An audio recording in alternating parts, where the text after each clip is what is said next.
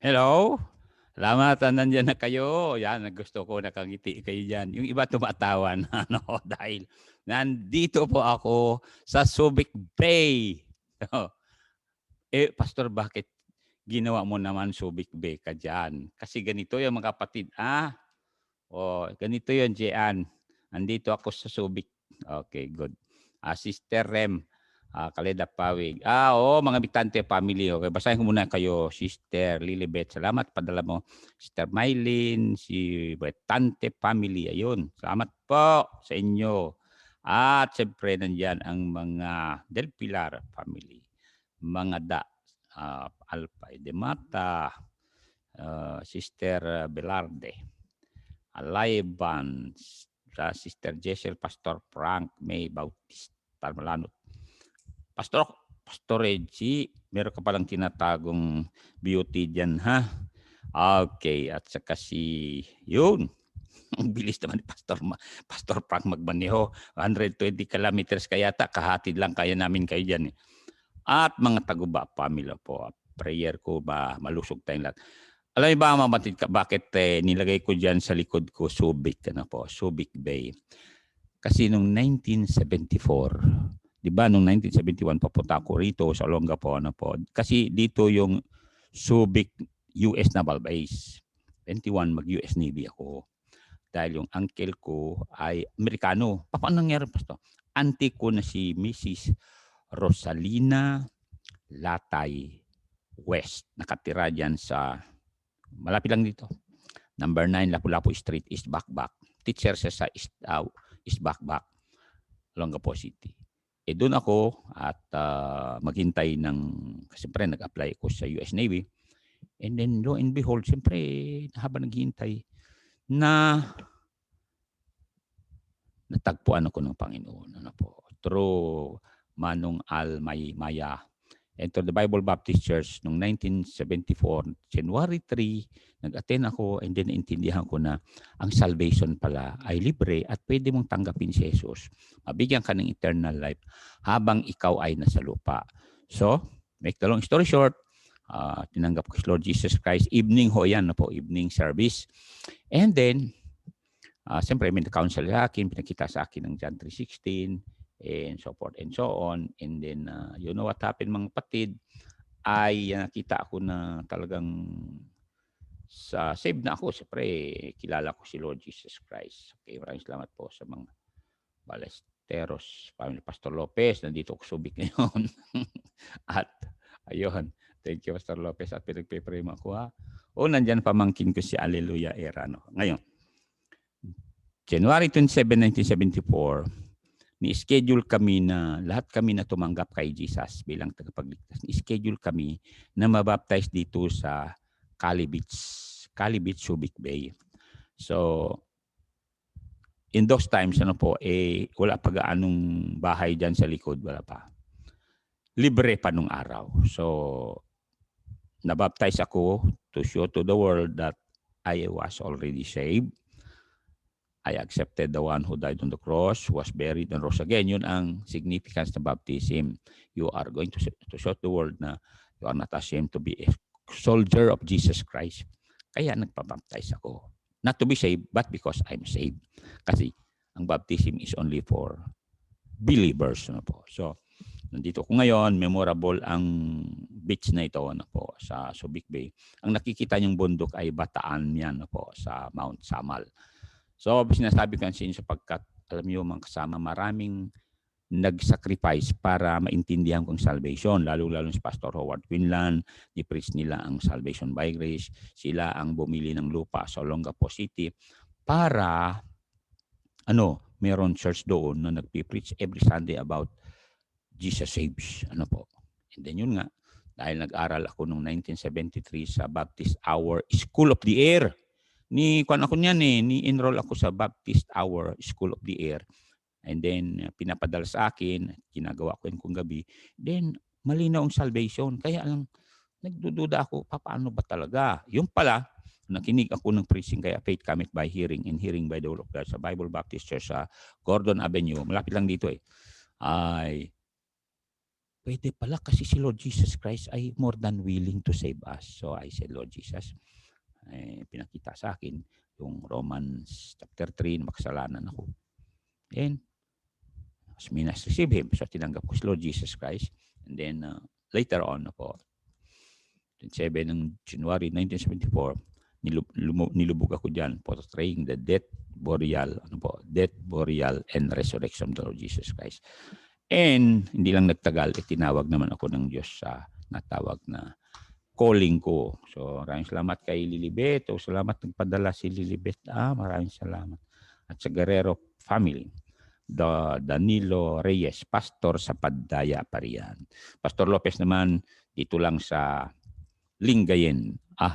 Hindi. Sa Pangasinan pala. Yan, sa Pangasinan. Si Pastor Mervin pala sa Lingayen. So mga kapatid, ang lesson natin ngayon ay fruitfulness. Going forward to be fruitful. And salamat, maraming dumating na naman na regalo. Wala pa yung birthday ko, daming regalo. Daming regalo nga nung Sunday kay Pastor Reggie. Maraming salamat. Pagkisabi lahat sa kanila kasi talagang hanggang ngayon may dumating regalo galing kay Alisa at Jane. Salamat. At salamat kay Pastor Frank at saka si Sister Jessel. Pinilahan ako ng pangkayod sa likod. Oo, kasi alam nila na wala akong misis. Walang kakayod sa likod ko kaya. Okay, so maraming salamat. And then, bago yung ballpen binigay sa akin. So maraming salamat po. At siyempre, binilan ako ng maraming bago dito Pastor Espilico. Iba pala yung birthday mo. Bagong sinturon, bagong ballpen, bagong notebook. Pastor Kalim, wag ka na magsabi kasi mamaya magalit yung member ni Pastor Reggie. Okay. Delikado. Okay. Punta na tayo sa aking verse para we can go forward and become fruitful. Kaya nga sabi ko, ang ganda ng istorya ni Joseph, di ba? Pangalan ng panganay niya, Manasseh. Sabi niya, I must forget all the past. The past bitter experience with people who did not respect me, who belittled me, who bullied me, who accused me of a case or a crime that I did not do. Kaya ngayon mga kapatid, now we can become fruitful by going forward because ang pangalan ng anak ni Joseph kay Asinat ay Ephraim, meaning fruitful. Kaya ngumiti naman kayo. Gusto niyo maging fruitful, di ba? Okay. Tatayo sa verse na yan. And then, I will pray for you. Okay? So, salamat at alam ko, excited ako. Ang daming nanonood. Kayo dyan, mga pastor, pag-pray nyo ako. Okay. Salamat. Kaya,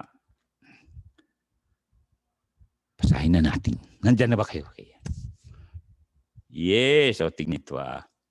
Tingnan ito. Ready? Read. And the Lord said unto Moses, wherefore criest thou unto me? Speak unto the children of Israel that they go forward. Pansin yan. So I'm speaking to you tonight. Go forward na po. Patuloy, move on, going forward. Kalimutan mo na yung mga tao nagsinungaling sa iyo. Sabi sa iyo, pakasalan ka pagkatapos. Wala. Alam nyo, it takes time to be healed. Kung sino man nakikinig sa akin, it takes time to be healed. And ask God to heal your soul, broken heart. And ang mangyari nga doon, mga kasama ay katulad tayo ni Joseph na draw closer to God. And when you draw closer to God, God will heal your broken heart. God will just heal you. And then, mag-pray ka. Mag-pray mo ako na marami pa akong ma-encourage.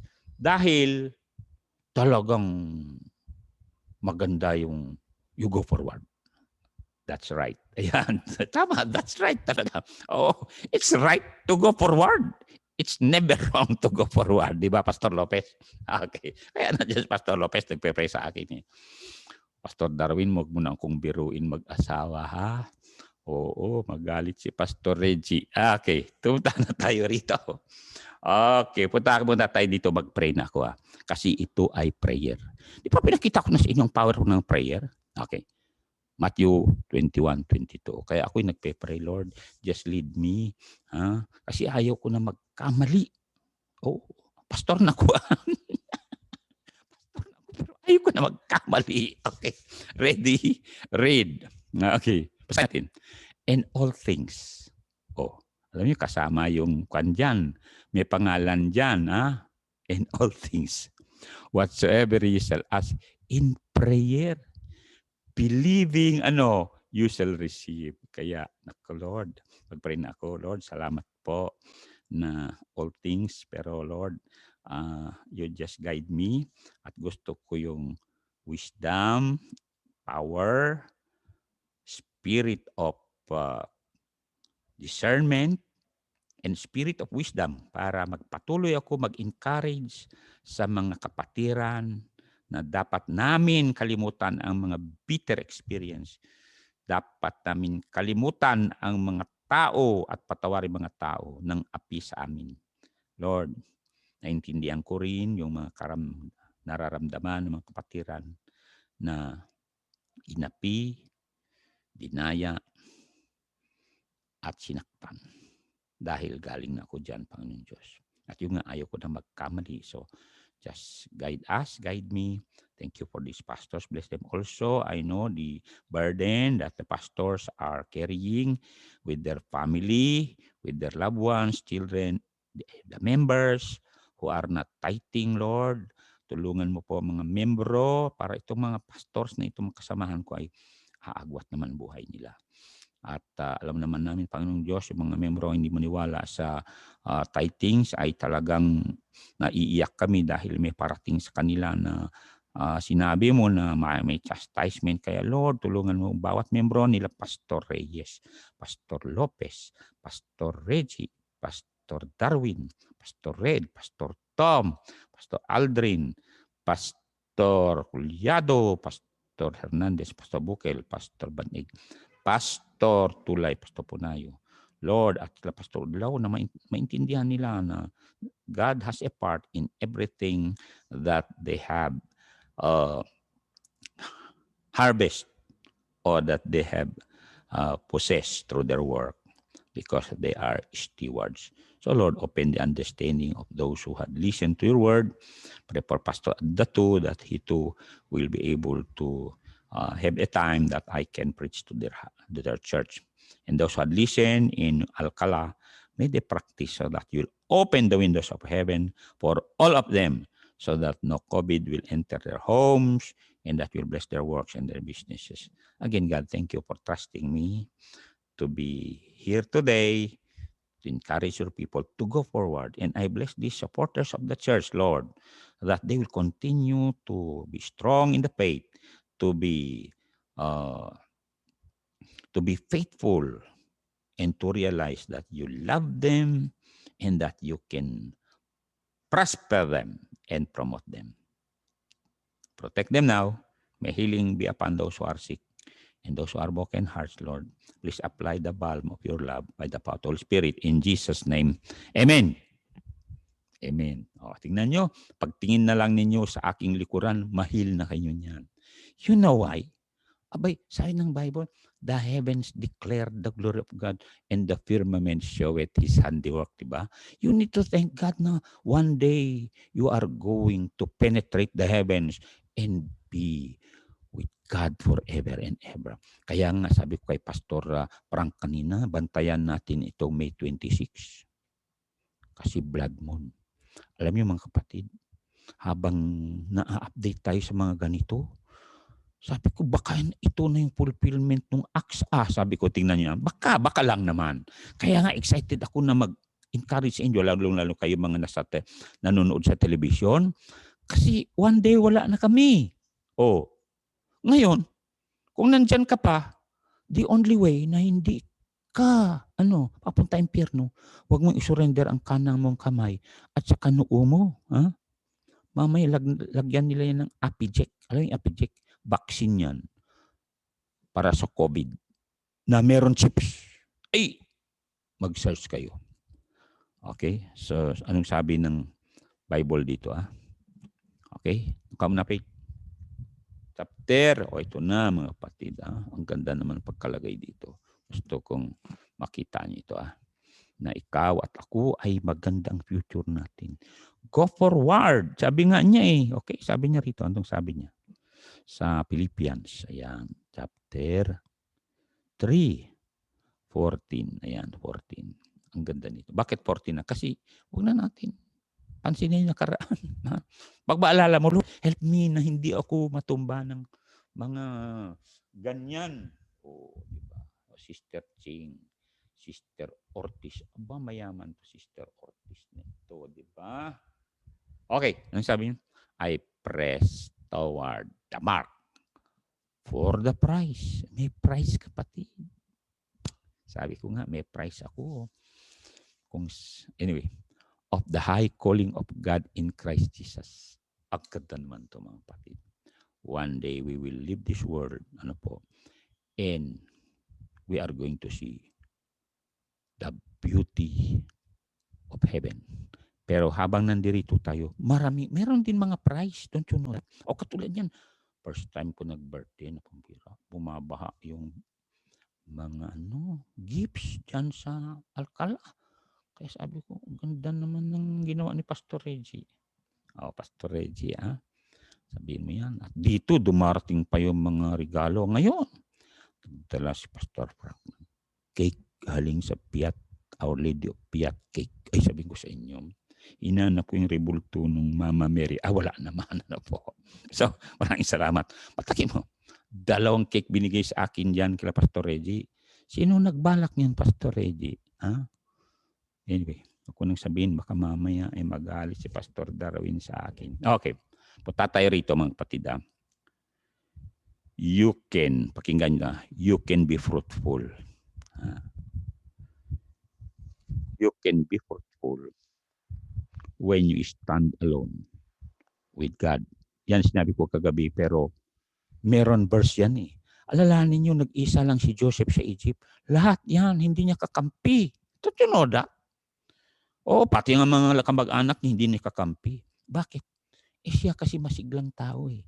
Alam mo kung marami kang blessing, masigla ka, masaya ka, nakikita nila na, bakit kaya itong taong daming blessing?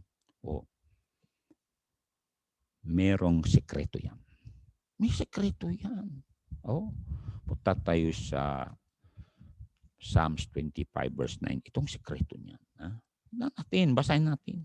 Kaya, salamat ako na may mga pastor kasama ko. Have a wonderful celebration, sabi Pastor Dan. Pastor Dan, at nandiyan pa kayo. Okay. Psalms 25, verse number 9. Hanggang natin ito. May sekreto yan. Bakit nagpatuloy kami? Ang dami namin napagdaanan na pagsubok. Pero nag-encourage pa rin kami, you know why? Ganito yan. Ang sabi niya, the meek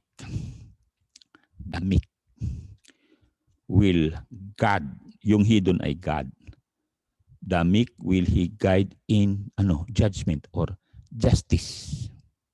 Kaya nga, bawal mang-api, And the meek will He teach His way.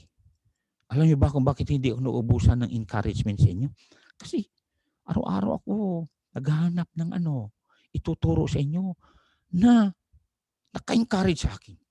Ay, sabi ko sa inyo, dahil you can stand alone with God's power, with God's presence. Genesis, punta tayo sa Genesis, chapter 39. Nandun siya sa Egypt, pero nandun ang Diyos. Huwag niyo kalimutan porket binigo ka ng isang tao at hindi ka pinakasalan o kaya sinira ang buhay mo, kala mo lang ang Diyos. Ay, alam niyo mga kapatid, ang tao aalis yan. Pero ang Diyos, nandyan sa iyo. Okay? Anong sabi niya? Verse 2. 39:2 and 3. Ayan, ang ganda niyan, kapatid. Kaya ma-encourage ka na, sister, brother, ha? Kayo dyan, mga pastor, na marami kayong membro ng discourage sa inyo. Nakalimutan na kayo nung nagka-COVID. Huwag kayong mag-alala. You know why? Ayan, nagpe-pray sila. Taguba family, Kaleda family, Pawig family, Maniliante family, ayan, mga Chopilo, Blisters family. Nagpe-pray mga yan. Darisan family, Florentino family, sila Presto family, sila, ang dami nagpe-pray sa akin. Sabi ko sa iyo parang nagpe-pray. Kaya, masaya ako yun away. Magkakang si Pastor Reggie. Daming talagang pressing. Hindi lang yun. Ang birthday ko, nagdala si Pastor Tom ng 3 kabang bigas nga naman. Ay, sabi ko sa inyo, pinakamayaman ka ng tao kung meron kang bigas. Bakit? Hindi niya, pinanganak ako sa lugar na pag marami kang bigas, titingalain ka ng tao, mayaman ka. Kaya mayaman ako. Okay, tuloy natin to. Basahin natin para maintindihan nyo na hindi ka nag-iisa, please lang. Yun ang sikreto ni Joseph.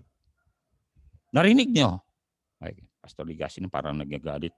Linalakihan ko ang mata ko. Kasi yung camera kasi dito, linalakihan niya yung mata ko eh. Kaya hindi ko sinadyan, linalakihan ko ang mata ko. Yung camera ha. Kasi zoom nga ito. Alam ibig sabihin ng zoom? Zoom yan ibig sabihin. Okay, tuloy natin to. Basahin nyo kasi. Sabi nyo, madilim dito, malungkot. Huwag nyo sabihin malungkot ka. Ikaw nga pinakamapalad, you know why? Nanonood ka ngayon eh. Kinakausap ka ng Diyos na sabi sa'yo, Iho, Pastor, go forward, sige lang. Bakit? The finish line is now, step away. 100 steps away. Okay, anong basahin na natin para ma-encourage ka naman, sister. Nandyan si Ria Girl.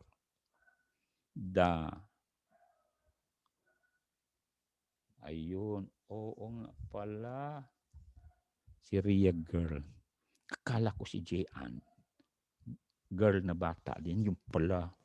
Siya ang beauty queen ni Pastor Reggie. Okay, tuloy natin to. And the Lord was with Joseph. Narinig nyo? Nasa Egypt na ito. Ang daming rebulto doon. Mga satanic worship nandun. Pero hindi limited ang Diyos. Kaya baaring nararamdaman nyo ngayon, Pastor, parang naiinis ako. Nag-alboroto na yata ako. Ay, okay, makinig kay Satanas. The Lord was with Joseph. Nandyan kasama pa. And he was a prosperous man. Yun ang ibig sabihin maging fruitful ka. Tulad nangyayari dito, And he was in the house of his master na Egyptian. Maari yung boss mo, Egyptian. Unbeliever. Pero, pakita mo na talagang fruitful ka, productive ka. Huwag kang magtamad-tamaran. Ano nangyari sa verse 3? You know why?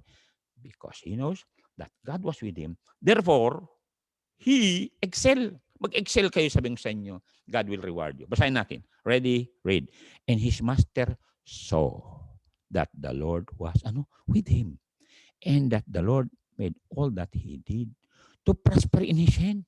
So nakita nung boss niya na talagang excellent tong taong to kahit walang nakatingin, trabaho ng gusto. And then, hindi siya mainisin, hindi siya mareklamo. Hindi siya marmarer. At hindi na kasimangot to. Excited ito magtrabaho.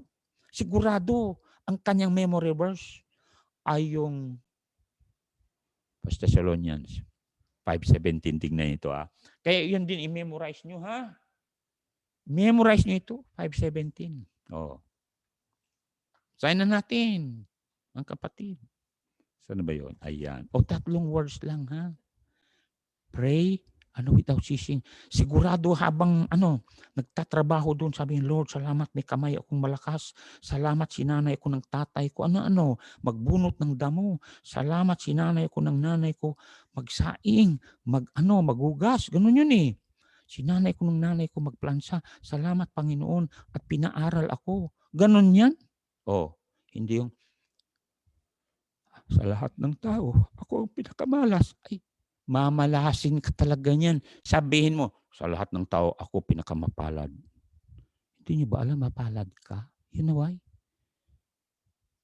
Mismo ang Diyos nagsabi sa Bible na dahil sa iyo, inihain ang bugtong niyang anak. Di mas mahal ka ng Diyos kaysa anak niya? Sige nga. Narinig niyo ba yun?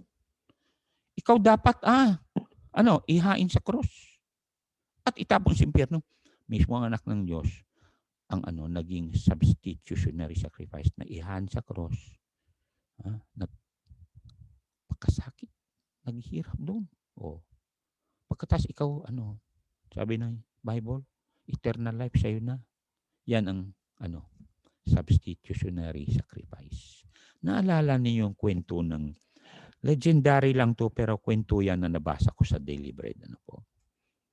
Merong isang hari na yung kaibigan niya nabilanggo. Nabilanggo yung kaibigan niya. So, weekly talaga, binibisita doon sa bilangguan. Siyempre, nakarob yung hari. Gandang balbas niya. So, to make the long story short, after mga several months, sabi niya sa kaibigan niya, ganito gagawin natin para makalaya ka. Ano yun? Yung damit mo na prisoner garb. Suot ko. Tapos itong kingly robe ko, suot mo. Sabi nung mga guard, sabi nung bilanggo, baka naman makilala ako na. Ay, hindi tumitingin yun. Pagdaan ako doon, palagi nakaganon lang yun. Basta makita yung kingly garment ko. Sabi nung bilanggo, ganun ba? Alay nangyari mga kapatid. Dumating yung oras na nagkaroon ng exchange of garment. Yung bilanggo, sinuot niya yung garment ng king. Yung king, sinuot niya yung prisoner's garb or garment. Talaga confident yung nakasuot. Siyempre, hari. Meron pa siyang singsing . Okay? Siguro kasing laki nito yung diamond niya. Pastor Frank, ayan. Kaya nung lumapit sa gate ng prison's house, yumuko agad yung mga gwardiya. Pinadaan yung hari. Yung pala bilanggo. Don't you know, nagpunta si Jesus sa impyerno. Alang-alang sa atin. Ang linaw yun sa Bible. Ang linaw yan sa Bible. He descended into hell. Alang-alang sa'yo, pagkat ang lungkot mo. Hindi nyo ba alam na you can go forward na? Bakit? Dahil malaya ka na nga . Pero ganito kung meron pa kayong hindi pinatawad na tao at meron pa kayong kasalanan na hindi talaga nilabas sa Panginoon at meron kayong kasalanan sa isang tao, limbawa atraso, puntahan nyo. Kasi ganito yun . Kung hindi kayo pupunta dun sa tao na sinaktan nyo, hindi kayo man lang humingi ng tawad, halimbawa text lang, ay ganito mangyari. Sa Proverbs chapter 5. Tingnan niyo na. Proverbs 5. Ano sabi niya? Verse 22. Kaya humingi kayo ng tawad dun sa sinaktan nyo. Maaring nangako kayo na pakasalan nyo, pero nung nakakita kayo ng mas gwapo, iniwanan nyo. Ano sabi niya? His own iniquities shall take the wicked himself, and he shall be holden with the cords of his sins. Ibig sabihin, magigilty conscience ka. Bakit? Kasi meron kang nagawa na hindi alam ng nanay mo, hindi alam tatay mo, hindi alam ng nino man. Ang nakakaalam lang ka opisina mo. Sabihin mo sa nanay mo, nanay, alam mo, kasalanan ako . Tatay, meron. Tulungan naman niyo ako na mapatawad ko sila. Ganun yun . Magpatawad tayo mga kapatid kasi ganito yun. Pag nagpatawad ka, magkaroon ka ng release. Kaya nga si Joseph, naging productive yan. Naging prosperous. You know why? Nagpatawad yan . Kaya nga pinangalan niya sa kanyang unang anak ay Manase. Kasi sabi niya, pinatawad ko na lahat. Pinakawan ko na lahat. Kinalimutan ko na lahat. At ang focus ko ngayon ay sabi niya, Ephraim, I want to be fruitful. Pakinggan yung ginawa ni Joseph. Naging busy, ganun gagawin nyo.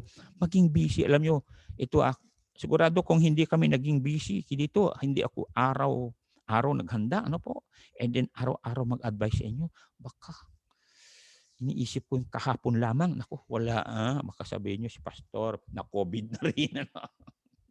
Okay. At tayo rito sa Genesis 41. Tignan niyo ang ginawa niya. Naging busy siya. Nag-set siya ng goal. Alam mo yung goal niya?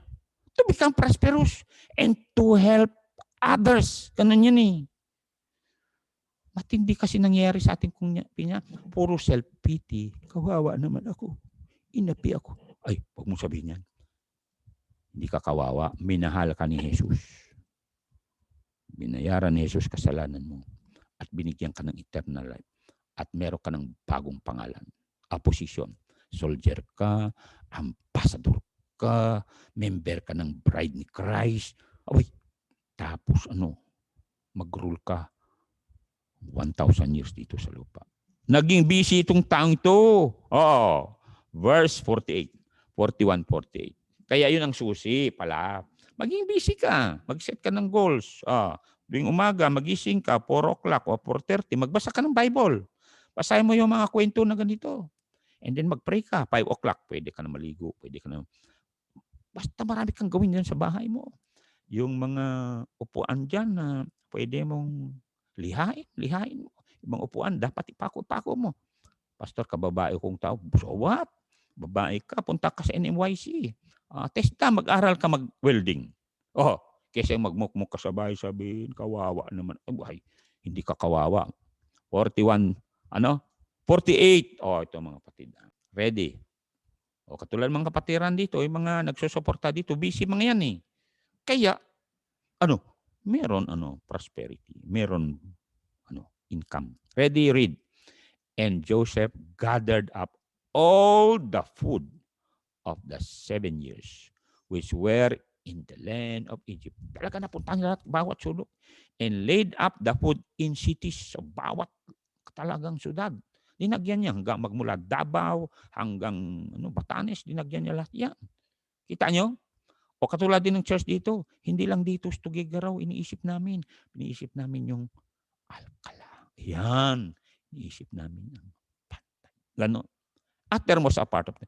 All the land of Egypt in the sea. The food of the field, which was round about every city, laid he up in the same. Ibig sabihin, nagpagawa ng mga warehouses pa yan. So, ibig sabihin, nag-hire pa ng architect yan. Naging busy yan. Baka architect din yan. At saka, talagang he was available for the progress of, the whole realm of Pharaoh. Ganon tayo. We must be busy in the realm of the Lord. Naalala yung bili niya sa atin bilang mga Baptist? Luke 19:13, tingnan niyo. Ang bili niya. Okay? Nandiyan si Pastor Darwin. Salamat po, Pastor Darwin, ha? Pinagpipray mo ako. At wag mo na akong ipag-pray, na mag-asawa uli kasi kawawa lang yung mapangasawa ko. Alam mo naman yan. Please lang. Ready, read. And he called his 10 servants and delivered them 10 pounds and said unto them, 4 words, occupy till I come. Narinig niyo yan? He's going to come before the nuclear exchange. Iba sa inyo, natanggap ninyo yung survivor sa nuclear explosion sa sa Pacific Ocean. Natanggapan nyo yun. Kasi naging ginipig yung mga Navy at sinubaybayan nila yung pagputok ng nuclear explosion. Yung iba, nagkakandamatay dahil sa cancer. Talagang nagkaroon ng radioactive. Kaya nga dapat wala na tayo rito. Pag nagsiputukan na yan, China, ilan ang nuclear weapon yan? Amerika. Russia nga, talagang nimove nila yung mga nuclear weapon nila sa Middle East na eh. Nakita naman ninyo yan. And remember, nakalagay na ho yan sa Bible. Yung nuclear explosion na yan, nandyan na yan sa Bible. Okay? Basahin natin uli para mabasa nyo. Totoo pala ito. Kaya nga, we need to be fruitful. Sakaraya 14:12. We need to be fruitful, mga kapatid. Ibig sabihin, Yung mga loved ones natin, abutin na natin. Tell them that Jesus is the only way. Jesus is the only one that can forgive sins. Ano sabi niya? Ano mangyari sa nuclear explosion? Ito ay plague. Ano po? Alam mo, ibig sabihin plague? Nuclear winter yan. Oh. And this shall be the plague or the radioactive wherewith the Lord will smite all the people that have fought against Jerusalem. Ano sabi niya? Their flesh shall consume away while they stand upon their feet. Oh. And their eyes shall consume away in their holes, and their tongue shall consume away in their mouth. Oh. Mantakin mo yan. Nagchisismisan kunwari, pagtas pumutok yung nuclear, yung mata nila natunaw, parang kandila. Mga mukha nila, naagnas agad. Dila nila, wala na chismis. Wala na, ubos na. Buto-buto na lang. This will come. And that's why sabi ni Lord Jesus Christ sa atin, dito sa Matthew 24:21, na kung hindi iksiin ng Diyos yan, wala talaga matira. Kaya nga, occupy till I come. Oo. Tingnan mo yan. Pastor Darwin, pinagpe-pray niya talaga ako. Please lang, Pastor Darwin, ha? Na the Lord will just control me. Mamaya, magsisi na naman yung mapapangasawa ko, ha? Oo. Okay, ready, go. For then shall be great tribulation, such as was not since the beginning of the world to this time, no, nor ever shall be. Kaya mahirap ang maiwan. Ngayon kung maiwan kayo, delikado. Dahil mag-ipon kayo maraming bigas, maraming tubig, maraming pala, maraming baril. Kailangan yung stove nyo, tuloy-tuloy, talaga. Kaya lang, paano makaligtas niyan? Yung mga radiation darating sa bahay nyo. Hindi nyo ba alam? Nagbuhos na ang Japan ng radioactive water galing sa Fukushima nuclear plant. Narinig na niyo, di ba? Umaagos na yan sa Pacific Ocean. And alalahanin ninyo, sa dulo ng Pilipinas, sa taas, may Batanes. Sa taas pa, nandiyan ang Japan. Ibig sabihin, yung mga naririnig natin na namamatay na balyena, yan ay hindi nakaligtas sa nuclear radioactive waste.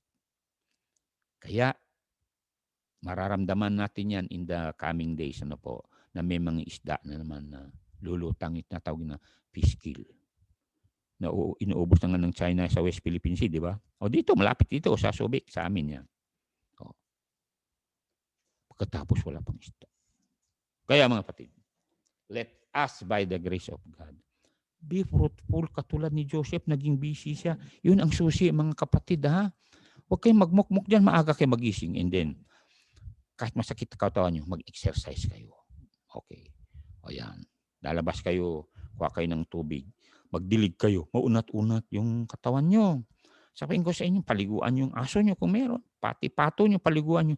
Sabi ko sa inyo, kalimutan nyo ang inyong ang inyong mga kabiguan. O, pagkatapos magsalamin ka, sabihin nyo, magandang tao naman ako. Sabi ng Panginoon. O, ganun yan. And then encourage yourself. Yun ang sabi ng Bible . You need to encourage yourself. Lalanin natin si Joseph, nag-isa lang sa Egypt. Pero alam niya na may plano ang Diyos sa buhay niya, di ba? Kaya kung alam mo, may plano ang Diyos sa buhay mo, ay, sabi mo, Lord, use me. Yun ang awit namin ni Pastor Lopez nung araw, di ba, Pastor Lopez? Use me, Lord. Ayan, use me. Oh, totoo yan. Dahil gusto ng Diyos, gagamit ng ordinary people katulad mo. Kinggan yung ordinary people. Just ordinary people. God uses ordinary people. He chooses people just like you and me. Hindi niyo ba alam, ordinary tao lang ako? Ordinary. Mabuti hindi ordinaryo ang apelyido ko. Legacy. Kaya sinulat ni Pastor Tom dun sa bigas, legacy. Yung isa naman, Pastor Tom, nilagay mo dun, legacy. Ganun. Okay lang. Okay lang yun. People who are willing to do His command. Kami nila Pastor Lopez, Inutusan kami ng Diyos mag-preach. Kaya hanggang ngayon, ano? No turning back. Oh, kahit maraming pagsubok yan. Bakit? Looking unto Jesus. Alam niyo mga kapatid, when you look unto Jesus, mag-humble ka. Bakit? Antakin mo si Lord Jesus.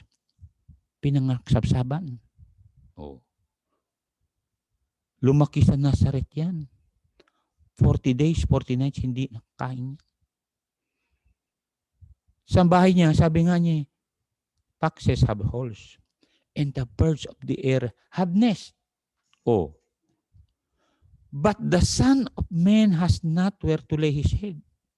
Kaya nga, no time to be murmuring and disputing. Kaya nga, sabi ko kay Pastor Frank, mayaman ako, Pastor Frank. Oo. Bakit?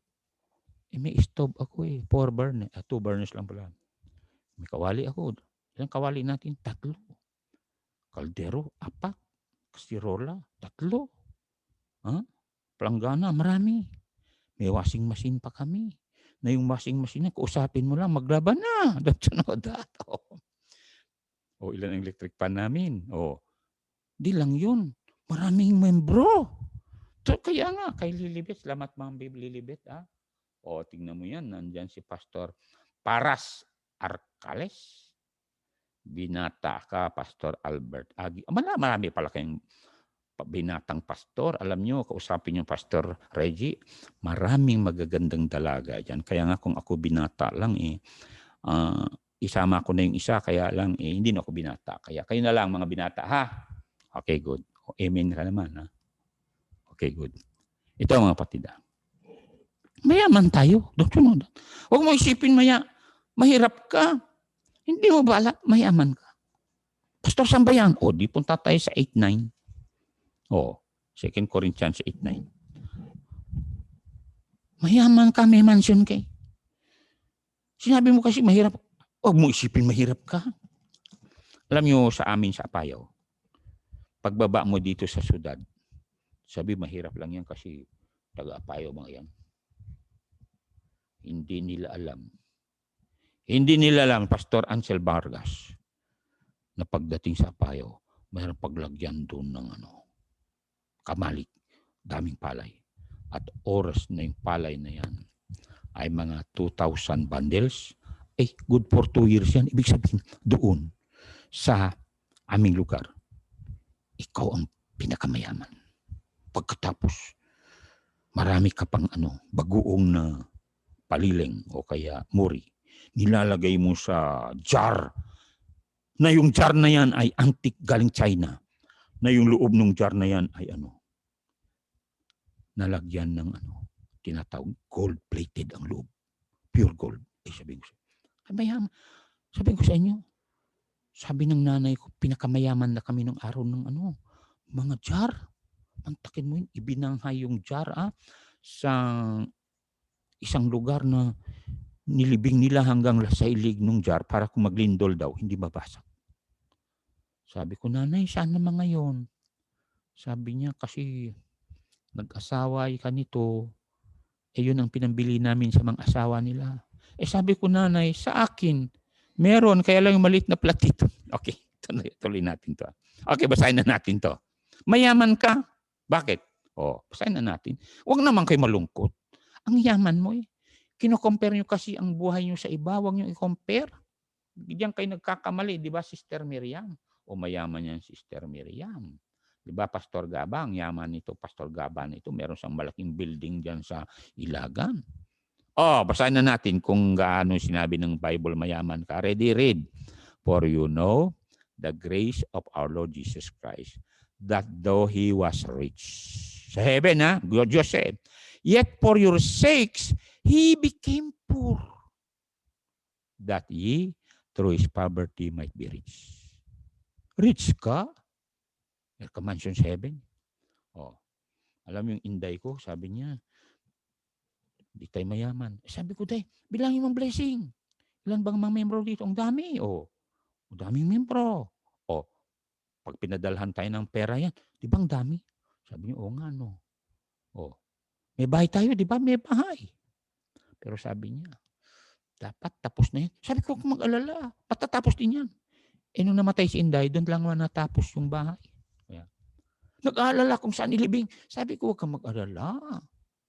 Kami nang mag-alala pag namatay ka. O ngayon, nilibing namin na hindi naman nagreklamo nung nipasok namin sa ano. Kaya ang kapatid, may bahay tayo sa langit. Pastor, totoo ba? Ano? Sino ba nagsabi niyan? Sabi ni Lord Jesus, di ba? In my Father's house are many mansions. Tayo na tumanggap sa Kanya, nanampalataya sa Kanya. Ang pinaka-bottom line lang, sabi na Apostle John, ay itong 1 John 5:11 and 12. Ganun yan. Oh. Kaya mga kapatid, salamat sa panonood nyo, ha? Oo, ay salamat, tumatawa si Pastor Darwin. Dapat lang mayaman si Pastor Darwin. Alam niyo si Pastor Darwin, tanungin nyo. Ang hirap niya nung araw. Alam niyo ba kung bakit? Kilala ko yan eh. Bata yan. Oo. Bata yan eh. Hila-hila ng nanay niya. Pero tignan niyo ito. Mayaman tayo dahil, ano sabi niya rito? Oh, yung galing yun. Ready? Read. And this is the record that God hath given to us eternal life. Hindi niyo ba alam, eternal life? Priceless yan. Walang makabili niyan. Kabinigay ng Diyos na libre. At sabi niya, and this life is in His Son. Verse 12, ito na. Condition. Did you receive Jesus Christ as your Savior? He that has the Son has life. Big sabihin, sa oras na ito, pero kang eternal life. And he that has not the Son of God hath not life. Yun naman ang habol namin ngayon. Kung hindi pa kayo nagsisi, kayo mga believer niya, talungin yung mga loved ones nyo. Kung hindi pa sila tumanggap kay Jesus, patanggapin nyo sila. O, basahin nyo ng tracts na binigay ni Pastor, ang pangalan to? Pastor Frank. Paano save? Number 1, accept that you are a sinner. Sinner ka ba? Romans 3:10, 3:23. Accept that you cannot save yourself. You'll go to hell, sabi ng Revelation 21:8. And then the only one that can save you, believe that Jesus Christ can save you right now.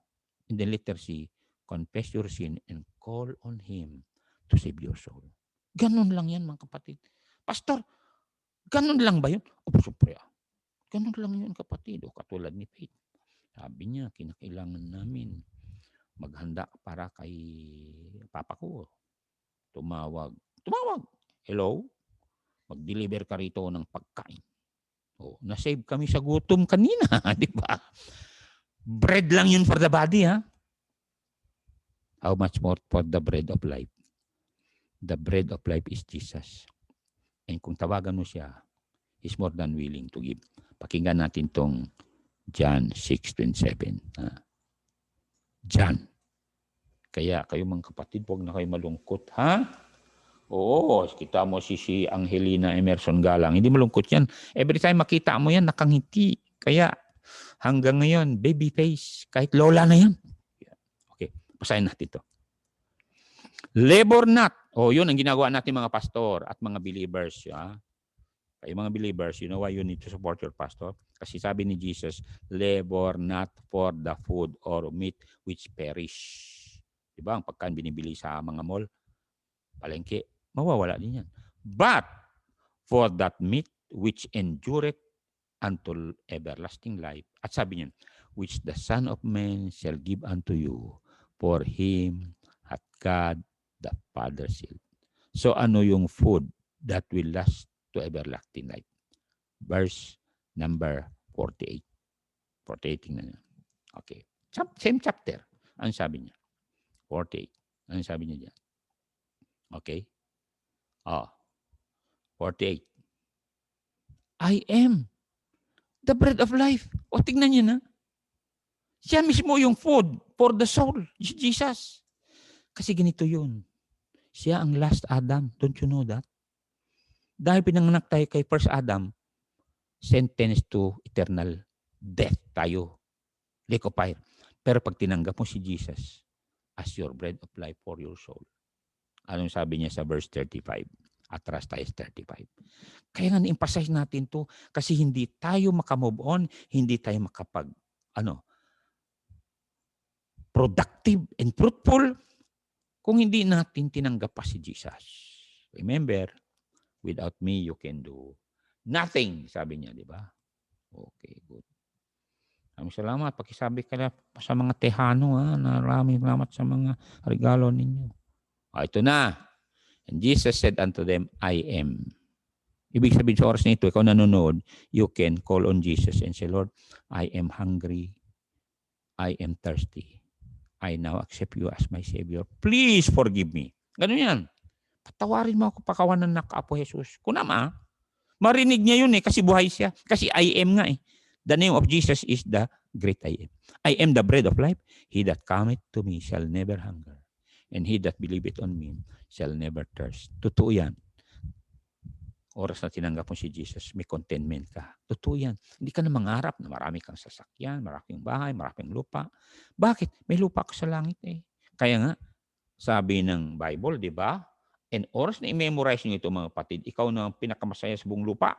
Ang sabi niya, 1 Timothy 6:8. Oh. Kaya nga may mga misis, malungkot yun, away. Hindi nila ini-internalize yung mga verses na ganito. Oh. Puro reklamo. Kaya may mga misis, pagtingin mo, lolang-lola na. Pero may mga babae, taga-Alcala, kahit lola, mukhang dalaga. Pastor Reggie. Okay, good. Ready, go. And having food and raiment. Ano? Tuloy niyo. Let us be therewith content. Kung content ka, ikaw ng pinakamasaing tao sa lupang ito. Katulad yan, matutulog ka, kahit saging lang kinain mo. Masaya kayo naway. Dahil, darating si Jesus, aalis tayo rito, wala nang magluto, kundi yung mga anghel na magluto sa heaven, sa Great Supper of the Lamb. Kaya bang nandito kayo, please lang, may pagkain na kayo dyan, pasalamat tayo sa Panginoon. May baro kayo dyan, pasalamat tayo sa Panginoon. O kami nga, lumaki ako sa lugar na basta, mayaman kami sa pagkain siyempre. O, masipag ka, marami kang gulay, paku, kamote, ayun. Ratan sprout ratan, sprout niyog, ang daming sprout. Pag nagpunta ka sa ilog, ang dami naman isda doon. Basta masipag ka lang.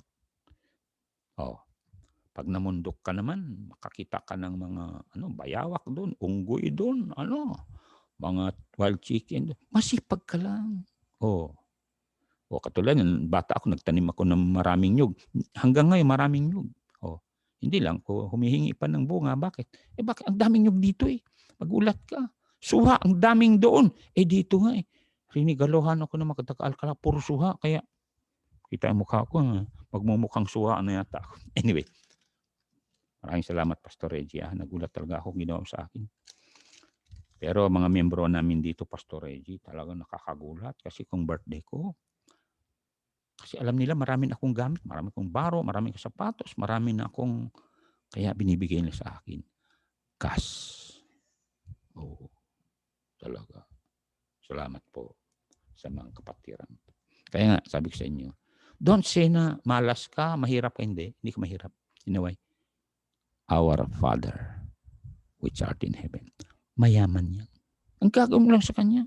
Sabi niya, the gold and the silver is mine. Humingi ka. Kaya nga, sabi niya, give and it shall be given unto you. Ganun niya. Tatay mo mayaman. Kaya lang, oras na para abangan na naman niyo ako bukas. Okay? Pero mag-pray ako para sa iyo. Kayo na magagandang tao, mga gwapong tao, mga pastor na nakaka-move on at nakakapag-encourage. Kayo yun. At katulad ni Moses, sabi niya, go forward. Huwag na kayong lilingon sa nakaraan. Masaktan lang kayo niyan. At hindi ka na masaktan, why? You are dead in Christ. Sabi ng Bible, none of these things move me, neither count I my life dear unto myself. Kaya kahit ilang beses ka mabigo, wala na yan. Why? Pag Resurrection Day, wala ka na maramdaman kabiguan. Okay? Pray tayo. Panginoong Diyos, salamat po sa mga kapatiran na encourage sa akin na sila'y nanood. Intindihan nila, Panginoong Diyos, na kasama po sila ngayon at katulad ni Joseph, they must be busy in their work, in their vision, in how to advance your kingdom. So help them, keep them safe from viruses, and continue to speak to their hearts. Thank you, Lord, for trusting me to be with these precious people, to be with Pastor Reggie, who have good members and who has members who understands the work of the Lord. So bless its missions now. Bless my fellow pastors. And those who are working abroad, bless them, Lord. Keep them safe. To God be the glory now. Continue to prosper your people as they continue also to support this work and support foreign and local missions and also our television program. In Jesus' name, amen.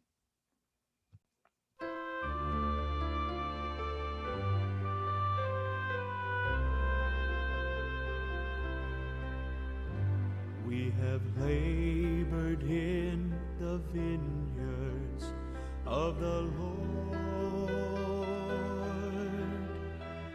and it seems that the world has stolen our reward. But God has not forgotten, and when He calls us home, we'll receive eternal treasures and a place of honor near His throne. It's not in vain, it's not in vain.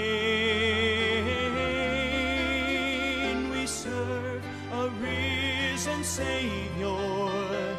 Jesus rules and reigns. The heavens cheer us on, and we do not walk alone. Our labor and our witness, our faith is not in vain.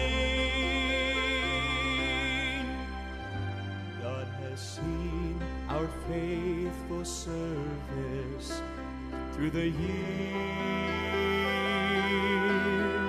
All the heartaches, all the burdens, all the tears. So do not be discouraged. There's a purpose and there's a plan. There's a reason for each trial. So trust the leading of His hand. It's not in vain. It's not in vain. We serve a risen Savior. Jesus rules and reigns.